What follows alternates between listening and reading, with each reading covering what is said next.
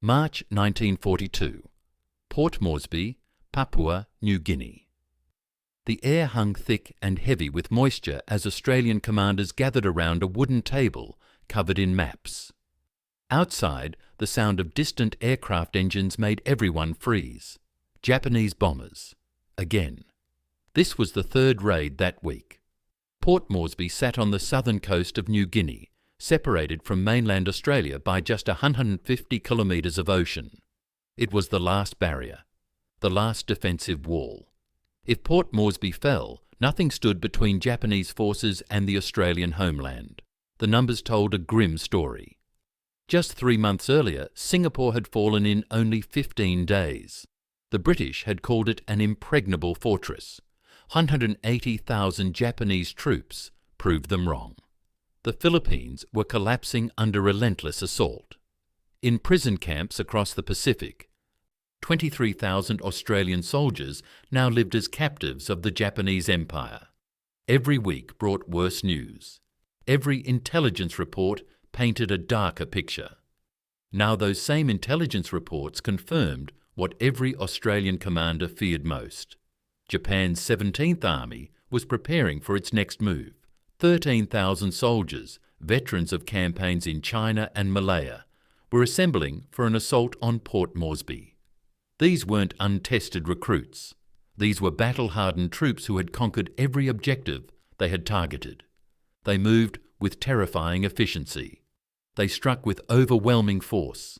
They had not lost a single major battle since the war began. Allied commanders did what military leaders had done for centuries when facing invasion. They looked at their maps and tried to guess where the enemy would land. They studied the coastline. They identified the most likely beaches. They began moving their limited forces to defensive positions. Dig trenches here, position artillery there, concentrate forces at the most vulnerable points. It was conventional warfare. It was everything they had been trained to do. It was also failing before it even began. The problem was simple arithmetic. Australia had only 8,000 militia troops defending all of New Guinea. Most were poorly trained. Many had never fired their rifles in combat. Their equipment was outdated. Supply lines were stretched impossibly thin. Japanese naval power dominated the surrounding waters. Japanese aircraft controlled the skies. Every time Australian commanders reinforced one position, they weakened another. They were spreading butter across too much bread.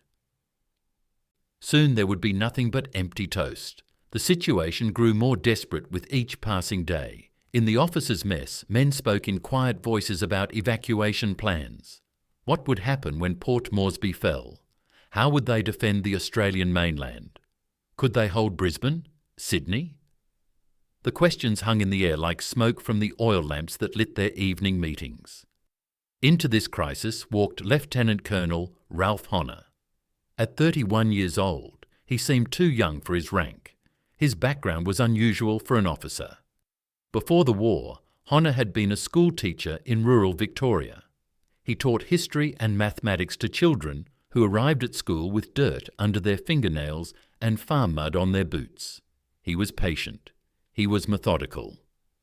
He believed that understanding how people think was more important than memorizing facts. When war came, Honor enlisted and showed an unexpected talent for military strategy. But what set him apart was his curiosity. While other officers focused on tactics and logistics, Honor spent 2 years studying Japanese military doctrine. He read translated manuals. He analysed after-action reports from China. He studied how Japanese forces gathered intelligence before every invasion. He noticed patterns that others missed. Honor observed something critical about Japanese military operations. They were not improvised. They were not spontaneous. Japanese commanders planned every detail weeks in advance. Before launching any assault, they conducted extensive reconnaissance.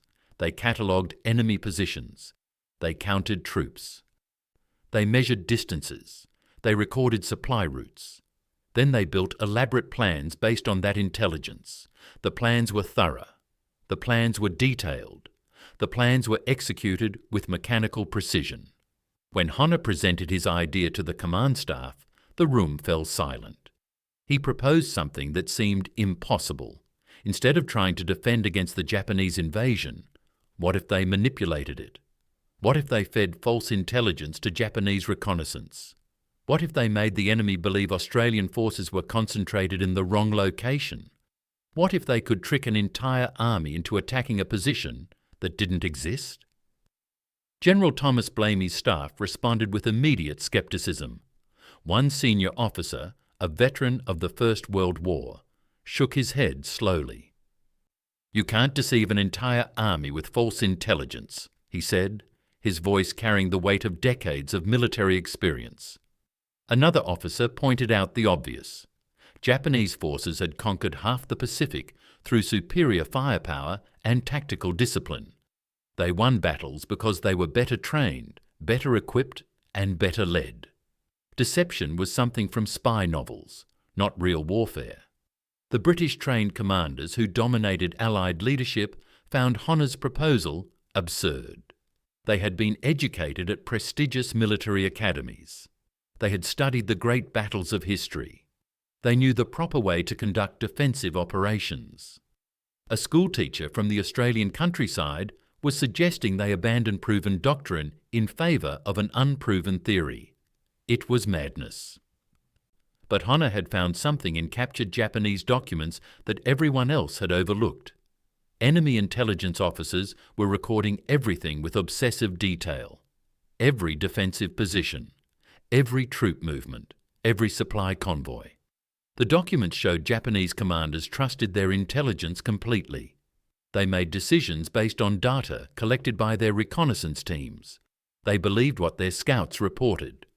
Honor spread several captured documents across the table. "Look at these reports," he said, pointing to pages filled with precise measurements and careful observations. They recorded the exact distance between our supply depots. They counted how many soldiers they saw at each checkpoint. They noted what time our patrols changed shifts. This is an army that believes in its intelligence system absolutely. He looked around the room at the skeptical faces. "If the Japanese trust their intelligence completely," Honor continued, "then what happens if we feed them intelligence that is completely wrong? What if we make them see an army that doesn't exist? What if we convince them to prepare for a battle that will never happen the way they expect?" The question hung in the humid air. Outside, another wave of Japanese bombers passed overhead. The sound of their engines was a reminder. Time was running out. Conventional methods were failing. The Japanese were coming. Something had to change. Honor's plan was elegantly simple in concept, but required elaborate execution in practice. He proposed creating an entirely fictional defensive build-up along something called the Kokoda Track. This was a treacherous mountain trail that stretched 96 kilometres through some of the most brutal jungle terrain in the world. The trail climbed over razor-sharp ridges covered in thick vegetation. It descended into valleys filled with sucking mud that could swallow a man to his knees. Rain fell almost constantly, turning the narrow path into a river of slippery clay. Japanese military planners had already studied the Kokoda Track and written it off in their reports as impassable for military operations. No army, they concluded, could move significant forces through such terrain. That dismissal was exactly what Honor wanted to exploit. The deception would involve three carefully coordinated components working together. First, fake radio traffic would suggest that 15,000 troops were being deployed to defensive positions along the Kokoda Track. Radio operators would transmit hundreds of messages about battalion movements, supply schedules, and artillery placements. Second, physical evidence would be created to match the radio signals. Supply dumps would be constructed along the trail, visible from the air but filled with nothing but rocks and empty crates. Third, classified documents would be carefully prepared with false information and deliberately left in locations where Japanese scouts would discover them. Each element had to support the others. The deception had to be complete. The first test began in early April 1942. Honor had only 47 men available for the initial operation. With this tiny force, his team established 4 fake encampments spread along different sections of the track. At each location, they built campfires that burned through the night. They dug latrines in patterns that suggested large numbers of soldiers. They created supply dumps using 2,400 empty ration boxes carefully filled with stones to give them weight. From a distance, from the air, these dumps looked exactly like the real supply stations that fed actual military units. Radio operators set up their equipment in hidden positions throughout the jungle. For 16 hours every day, they transmitted carefully scripted traffic. The messages described battalion movements that never happened. They reported artillery positions that didn't exist. They discussed supply schedules for imaginary convoys. The operators used proper military codes and procedures. Everything sounded authentic. Everything followed standard communication protocols, but every word was fabricated. The initial resistance from Allied command was fierce and immediate. Colonel Charles Willoughby, the senior intelligence officer for the region, called Honor's operation a waste of resources and radio bandwidth. Willoughby had years of experience in military intelligence. He had studied deception operations attempted in previous wars. Most had failed. Japanese reconnaissance will spot this fraud immediately, Willoughby argued during a heated meeting. Their pilots fly over these positions daily. Their scouts infiltrate our lines. They'll see through empty crates and fake radio signals within days. General Blamey, already overwhelmed with the impossible task of defending New Guinea with inadequate forces, initially refused to allocate any budget for the deception operation. £0, 0 personnel beyond the 47 men Hunter had already assembled. 0 official support. The general's position was clear. Every resource was precious. Every soldier was needed for real defensive positions. Diverting men and materials to an elaborate bluff seemed like madness when the enemy was at the gates. But then something unexpected happened. Major General Basil Morris, commander of New Guinea Force, received a batch of aerial reconnaissance photographs taken by Allied aircraft. The photos showed Japanese forces along the northern coast of New Guinea. Morris studied the images carefully, comparing them to intelligence reports from previous weeks. He noticed something striking. Japanese troops were repositioning. They were fortifying positions away from the areas where Allied forces were actually concentrated. They were building up strength in locations that faced toward the Kokoda track. Morris understood immediately what was happening. The Japanese were responding to Honor's deception. They were repositioning based on the false intelligence. They believed the fake radio traffic. They trusted what their reconnaissance was showing them. The deception was working. Morris called an emergency meeting. He authorized an immediate expansion of the operation. 750 personnel were diverted to support the deception effort. He allocated £12,000 from his discretionary budget. Suddenly, Honor had the resources to make his fake army truly convincing. By May 15, 1942, the operation had expanded dramatically. Instead of 4 fake radio stations, there were now 14 stations spread across the region. Each station coordinated with the others, creating a web of communications that painted a picture of massive troop movements and defensive preparations. Engineers were brought in to construct what looked like defensive positions.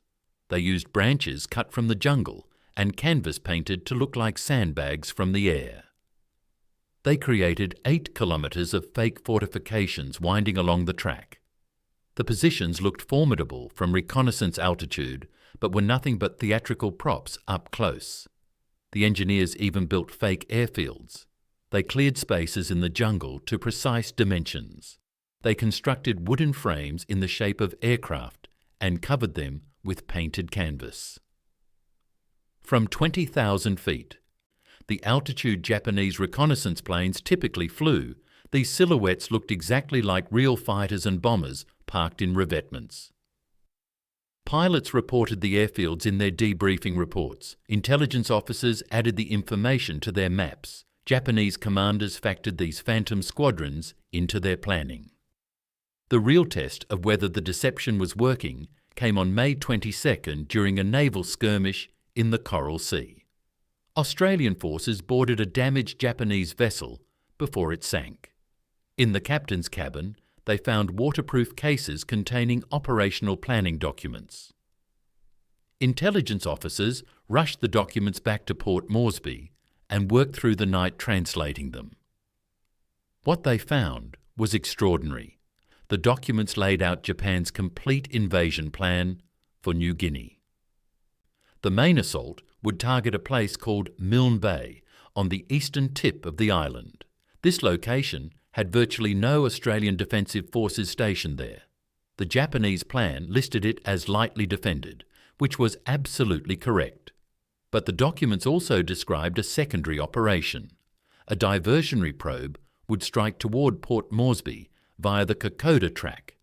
This diversionary force would tie down what Japanese intelligence believed were 15,000 Australian troops dug into heavily fortified defensive positions along the mountain trail. The deception had worked beyond Honnor's wildest expectations. Japanese commanders were planning their entire invasion strategy around an army that existed only in radio signals and empty crates. They were preparing to send thousands of soldiers to fight ghosts in the jungle. The documents showed detailed maps marking Australian positions that didn't exist. They listed supply dumps filled with rocks. They noted artillery batteries that were nothing but painted logs. Honor stood in the operations room reading the translated documents with a mixture of satisfaction and dread. The deception was working. The Japanese believed completely. But now came the hard part. When thousands of enemy soldiers came marching up that mountain trail, expecting to find a fortress, they would instead find a handful of Australian militia. The fake army had convinced the enemy. Now real soldiers would have to face the consequences. When Japan's South Seas Force launched their offensive in July 1942, the results of the deception became dramatically clear. Japanese commanders committed 8,500 troops to the Kokoda track assault. This represented 65% of their available infantry forces in the region. They were sending nearly two-thirds of their army up a mountain trail to attack what they believed was a fortress defended by 15,000 entrenched Australian soldiers. Instead, they would encounter just 400 Australian militia scattered along the track. The numbers were staggering. The Japanese outnumbered the actual Australian defenders by more than 20 to 1. But the deception achieved something far more significant than simply drawing Japanese forces to the wrong location. Those 8,500 Japanese soldiers weren't prepared for a pursuit operation through jungle mountains. They were equipped and supplied for a completely different kind of battle. They carried heavy siege equipment designed to break through fortified defensive lines. They brought 24 mountain guns, each weighing 540 kilograms. These artillery pieces had to be disassembled and carried by hand through narrow jungle paths. They transported 36,000 artillery shells in wooden crates, each crate requiring multiple soldiers to carry. They brought bridging equipment for crossing defensive obstacles they expected to encounter. They carried explosives for destroying bunkers and pillboxes. They packed 15 days of rations because their intelligence suggested a brutal but brief battle to break the Australian defensive line. This equipment became an anchor around their necks. The mountain guns that were supposed to blast through Australian fortifications instead had to be manhandled up muddy slopes so steep that soldiers climbed on hands and knees. The artillery shells that were meant to rain down on enemy positions became dead weight that exhausted the men carrying them. The bridging equipment designed for crossing defensive obstacles was useless in terrain where the only obstacles were fallen trees and rushing streams. Every piece of siege equipment slowed them down. Every crate of ammunition drained their energy. They had prepared for the wrong war. Throughout August and September 1942, the deception operation continued to expand. What had started with 14 fake radio stations grew to 43 separate stations spread across the region. Each station maintained its fictional identity. Station Alpha pretended to be the communications hub for the 3rd Battalion. Station Bravo transmitted as though it were Artillery Command coordinating fire missions. Station Charlie sent weather reports and supply requests for units that existed only on paper. The web of false communications grew more elaborate with each passing week. The operation now employed 180 personnel working full-time to maintain the illusion. Some operated radios, others maintained the physical deception sites, keeping campfires burning and supply dumps looking fresh. Still others created new false documents to replace ones that Japanese scouts might have already discovered. The production of fake supply dumps consumed enormous resources. Workers filled 89,000 empty crates with rocks and arranged them in patterns visible from the air. They used 1-200 metres of camouflage netting to make the fake positions look more realistic. The deception now covered 3 separate defensive lines, each one marked on maps, each one discussed in radio traffic, each one completely fictional. Japanese intelligence officers studied their reconnaissance reports and saw exactly what the Australians wanted them to see: a defence in depth, multiple fallback positions, an enemy prepared for a long, grinding battle. Japanese commanders began to realise something was terribly wrong sometime in mid-August. Their lead units reported no contact with the massive Australian force that intelligence had promised them.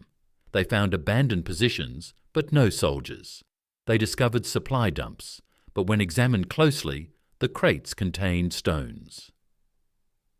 The radio traffic they intercepted suggested thousands of troops, but their scouts saw only small groups of militia retreating up the trail.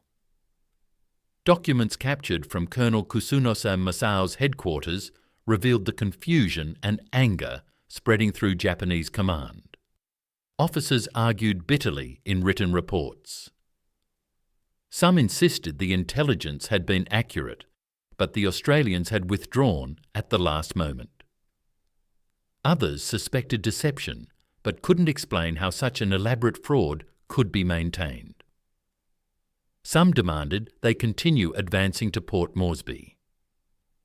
Others argued for retreat before their logistics collapsed completely.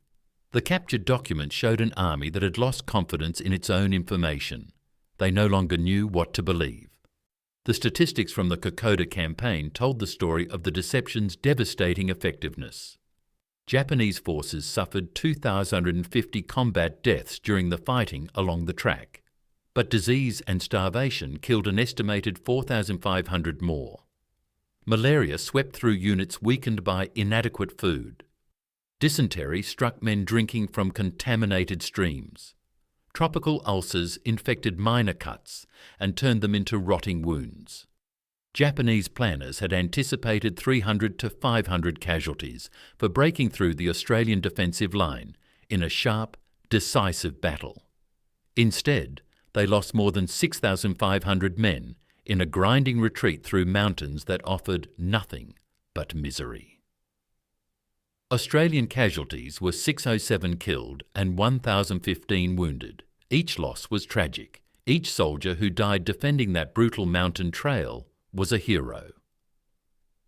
But military planners had projected 5,000 or more Australian casualties if Japanese forces had concentrated their assault directly on Port Moresby with their full strength. The deception had saved thousands of Australian lives by forcing the enemy to fight the wrong battle in the wrong place with the wrong equipment. Lieutenant Bert Kienzl was among the Australian soldiers who pushed forward as Japanese forces finally began their retreat in September. He later described what he found in his diary. "The silence was eerie," he wrote. "The jungle steamed in the morning heat. Thick vines dripped moisture onto abandoned artillery pieces that had sunk halfway into the mud. The guns were useless now, too heavy to move, too deep in mud to extract. His unit found Japanese supply dumps simply abandoned in the jungle. not captured in battle. Not destroyed, just left behind because the soldiers couldn't carry the weight any further. Rice bags lay split open, their contents rotting in the constant moisture. The smell of decay mixed with the rich scent of wet earth. Kienzl and his men found ammunition crates stacked neatly under makeshift shelters. Thousands of rounds that would never be fired. The Japanese had brought equipment to siege a fortress. Instead, they got a ghost trail that destroyed them not through combat, but through exhaustion and disease. An intercepted Japanese radio transmission from August 28th captured the desperation. The message was brief and matter-of-fact, in the way military communications often are, but the meaning was clear. No enemy fortifications encountered. Terrain worse than intelligence indicated. Heavy equipment impossible to transport. Request permission to abandon artillery. The message went up the chain of command to Japanese headquarters. The response came back within hours. Mission priority absolute. Continue advance. But continuing was impossible. The Japanese force had been designed to break through defensive lines that didn't exist. They had prepared to fight one kind of war and found themselves trapped in another. By late September, Japanese commanders finally authorized a full retreat. Soldiers who had marched confidently up the track in July now stumbled back down as walking skeletons. Many didn't make it. The jungle claimed them. The track that was supposed to be a route to victory became a graveyard. The Australian deception had transformed the Kokoda track from an impassable obstacle into a trap. Japanese forces had committed their strength to fighting phantoms, while real Australian defenders picked their moment to strike. The elaborate web of fake radio signals, empty supply crates, and false documents had convinced an entire army to destroy itself chasing shadows through the mountains. The schoolteacher from rural Victoria had been right. You could deceive an entire army with false intelligence, and the consequences of that deception could change the course of a war. The Kokoda deception didn't end when Japanese forces retreated back down the mountain trail in November 1942. What happened next was almost as remarkable as the operation itself. Allied intelligence services recognised they had stumbled onto something extraordinary. Military analysts from Australia, America, and Britain descended on Port Moresby to study every aspect of the operation. They interviewed the radio operators who had transmitted false messages day after day. They examined the fake supply dumps that had fooled Japanese reconnaissance.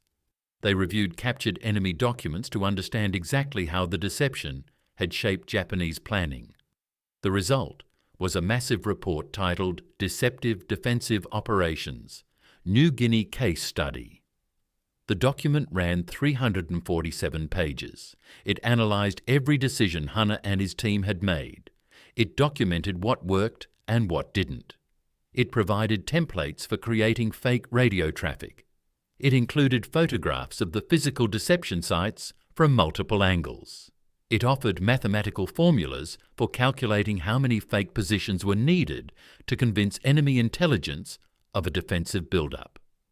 The report became required reading for intelligence officers throughout the Allied forces. By 1943, deception planning had transformed from Honner's desperate improvisation into standard military procedure. Operation Cartwheel was the Allied campaign to isolate the Japanese stronghold at Rabaul. This massive operation involved coordinated assaults across multiple islands over many months. Built into the planning from the very beginning were 23 separate deception operations. Every single one followed the blueprint established on the Kokoda track. Fake radio networks suggested troop build-ups in locations far from actual landing sites. Physical decoys made from canvas and wood convinced Japanese reconnaissance that Allied forces were concentrated in the wrong places. Planted documents led enemy planners to prepare for invasions that never came. The transformation was remarkable to witness. What had begun as an unproven theory proposed by a schoolteacher became accepted doctrine taught at military academies. Officers who had dismissed Honor's plan as absurd in 1942 were now teaching deception techniques to new recruits in 1943. The techniques that had been developed under desperate circumstances in the jungles of New Guinea were being refined and improved. Each new operation added lessons. Each success built confidence. By 1944, the scale of deception operations had grown beyond anything Honor could have imagined. The Allied Tactical Deception Committee employed 2,300 personnel across the Pacific Theatre. These weren't combat troops. These were specialists dedicated entirely to fooling the enemy. They operated fake radio networks. They built elaborate physical decoys. They created false documents. They even staged fake training exercises designed to be observed by enemy spies. The committee had its own budget, its own command structure, its own strategic priorities. The techniques pioneered on the Kokoda track travelled far beyond the Pacific. Allied planners preparing for the invasion of Europe studied the New Guinea case study carefully. They recognised that the same principles could work on a much larger scale. Operation Bodyguard was the code name for the massive deception effort designed to conceal where the D-Day invasion would actually land. The operation created an entire fake army group supposedly preparing to invade at Calais, while the real invasion targeted Normandy. The deception involved thousands of inflatable tanks and dummy aircraft. It included radio traffic from non-existent divisions. It featured false intelligence carefully leaked through double agents. The operation worked. German forces kept substantial strength positioned at Calais even after the Normandy landings began. The techniques Ralph Honor had developed in the desperate defence of Australia helped shape the liberation of Europe. Ralph Honor's personal story after the war reveals something troubling about how we recognise innovation and courage. He received no special medals for the deception operation, no commendation specifically citing his role in saving Port Moresby. Official histories published in the years immediately after the war attributed the Kokoda campaign's outcome to difficult terrain and Australian fighting spirit. Both factors were absolutely true and absolutely important. But the histories were incomplete. They missed the elegant trap that had been set for Japanese forces. Honor returned to civilian life in 1946. He went back to teaching, the profession he had left when war came. He became a school principal in rural Victoria, working in the same kind of small communities where he had taught before the war. He lived a quiet life. He didn't seek publicity. He didn't write memoirs claiming credit for victories. He taught mathematics and history to students who had no idea their principal had helped change the course of the Pacific War. The full truth only emerged decades later. In 1987, the Japanese government began declassifying military documents from World War II. Historians gained access to operational planning files, intelligence assessments, and after-action reports that had been sealed for more than 40 years.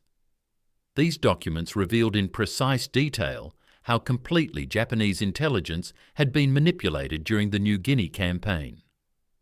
They showed the fake radio traffic being analysed and believed. They documented how reconnaissance reports of fake supply dumps had been incorporated into invasion planning.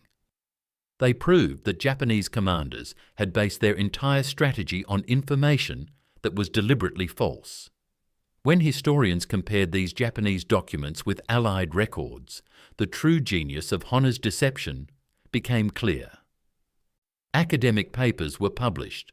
Books were written. Military analysts revisited the Kokoda campaign with new understanding. Ralph Honor was finally recognised as one of Australia's most innovative military minds. But the recognition came late. Honor died in 1994 at the age of 83. He lived long enough to see his contribution acknowledged, but he had spent most of his life with his greatest achievement hidden in classified files. The broader lesson from the Kokoda deception extends far beyond military history. It teaches us something fundamental about how organizations make decisions under pressure. The Japanese military in 1942 was sophisticated, professional, and experienced. They had conquered vast territories through careful planning and superior execution. Their intelligence system was thorough and methodical. They collected information obsessively.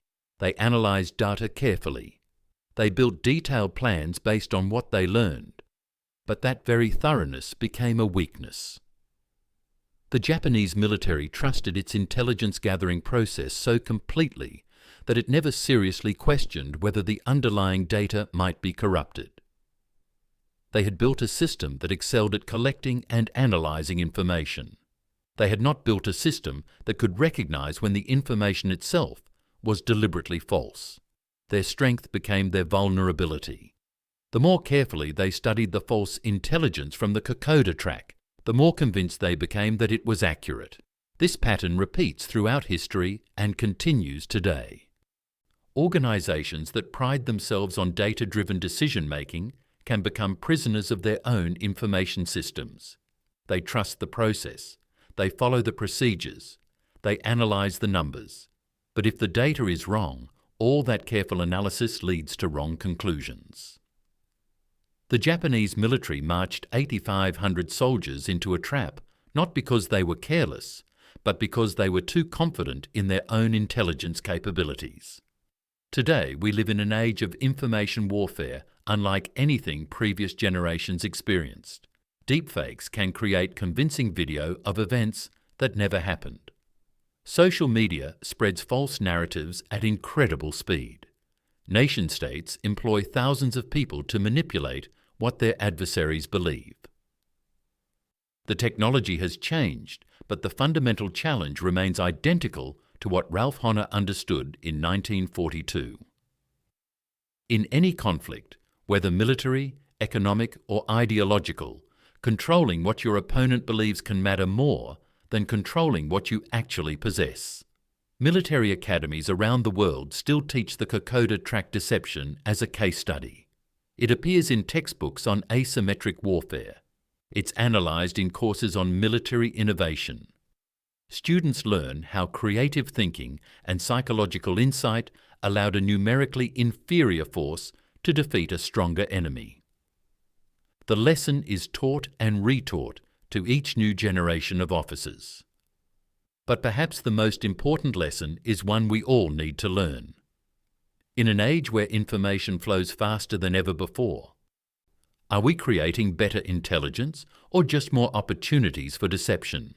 Are we building systems that help us find truth or systems that make us more vulnerable to sophisticated lies? The Japanese army trusted their intelligence completely and marched into a jungle trap as a result.